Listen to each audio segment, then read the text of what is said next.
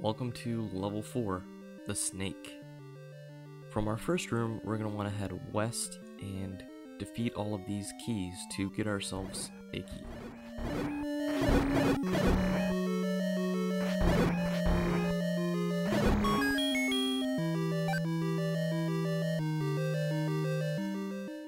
This time we'll want to head north and we will be introduced to another new enemy. These mad batters are known as Vire. After being hit, they'll split into 2 keys. Defeating all the Vire in this room doesn't actually get you anything, so when you're ready, head through the locked door to the east. Here we'll run into our first darkened room. To brighten it up a bit, press start, equip your candle, and use it. Start working your way over to the compass.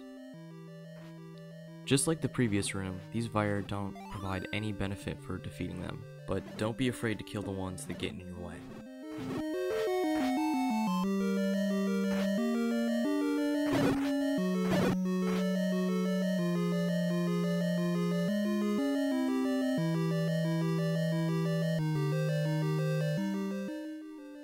And here we've got a few keys and a key.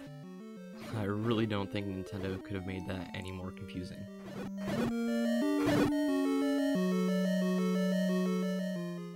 Head to the west and we'll need to use our blue candle once more. Just like the previous Vire, these guys don't provide you with anything good. Just work your way through them and head north.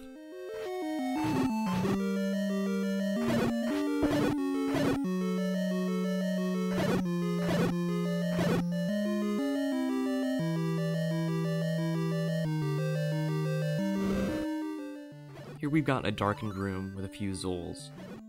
Your white sword should make short work of them.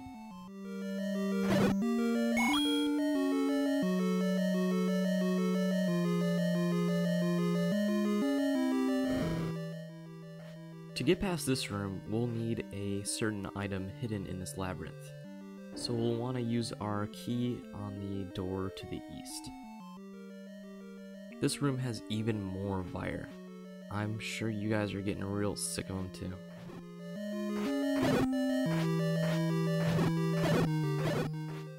We do need to defeat all of them in order to progress though.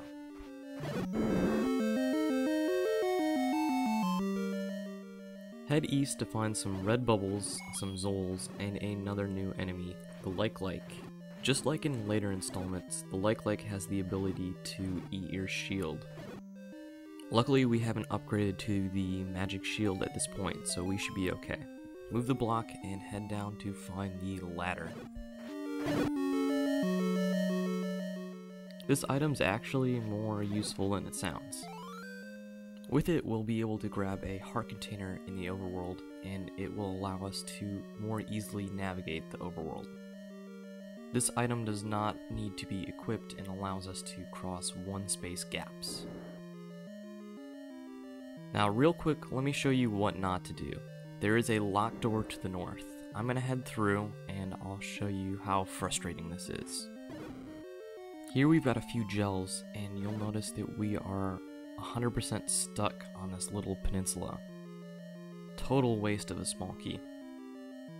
Now work your way back westward and we will cross that little gap we saw earlier.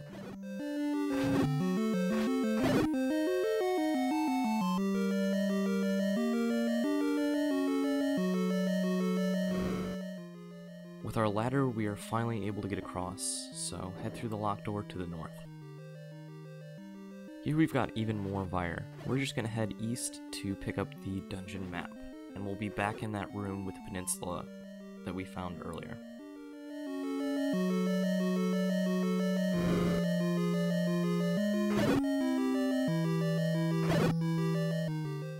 You'll notice that the labyrinth is shaped like a snake.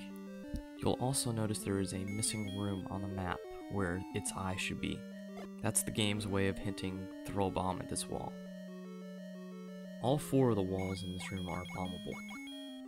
Going east is the most direct route to the boss. Going north will allow you to get a small key, and going west will make you fight another boss.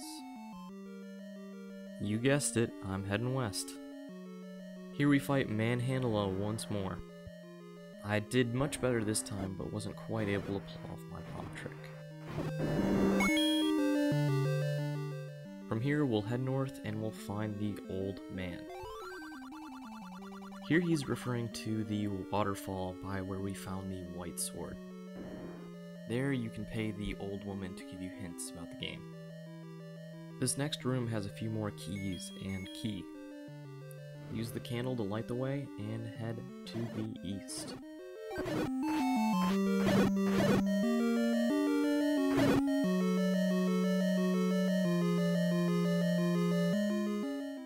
This next room is quite tricky because you can't use the candle right at the entrance.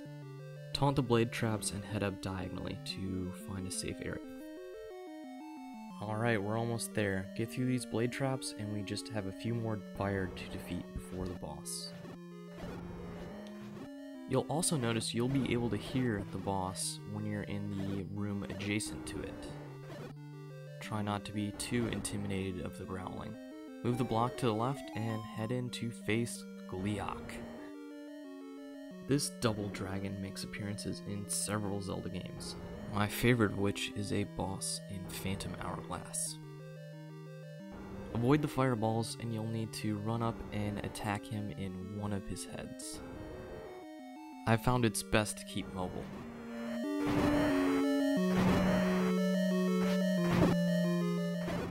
Once one of the heads is defeated, it will float around and shoot more fireballs at you. Just keep hacking away and eventually Gleeok should go down. Head north to find the fourth piece of the Triforce of Wisdom. Great job! Join me for Chapter 5 where we'll be getting some awesome equipment.